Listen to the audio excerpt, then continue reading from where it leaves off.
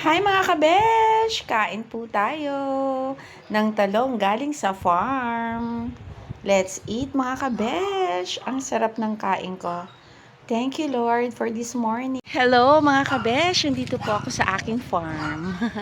Ayan. Likod po yan ng aking bakod. Ayan. Ayan po yung bahay. Tapos ito po yung garden ko dito sa maliit na kanal. Kaya po, walang imposible. Kung gusto mo talagang magtanim, magkakaroon ka ng harvest. Ayan, o. Diba? May upo na. May upo pa doon. O, diba? Papakita ko sa inyo. Ito po yung bunga ng upo ko. Ito po yung kubo ko dati sa garden. Pero, nung tinanggal ko siya, ayan pa kayong kulay, o. Evidence na talagang yan yung garden ko. Ayan. Hindi ko na siya pininturahan. So, ito na po siya yung upo. O, diba? So, ito naman po yung mga talong.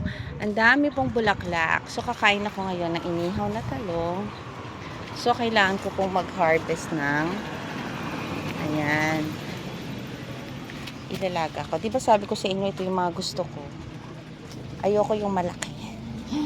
Bumibili lang ako pagka nilalagyan ko siya ng itlog. So, kukuha lang po ako ng kakainin ko today. Ayan. Ayan siya.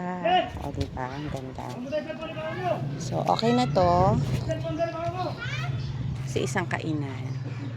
So, ayan mga kabesh. So, ayan.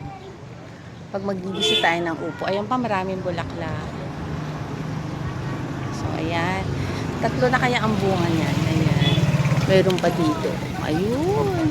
Nakasili o, diba? Matamis po to eh. So, ayan. Kuha pa tayo. So, ilalaga ko ito ngayon for my food. Wag na. So, tama na to para naman sa aking mga kapitbahay. Ayan naman po yung sinasawag ko sa munggo. Ayan. Masarap din po yan sa munggo. O, diba?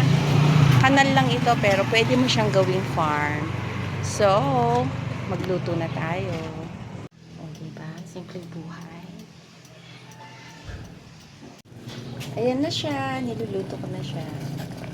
O, diba? Pag may itinanim, may haanihin at may ulam. O, diba? It's here na. Nakaluto na ako. Diba? Turnong bangos. Eh.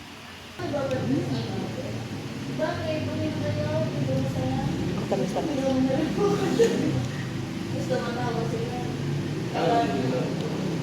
I love Pilipinas. Sarap.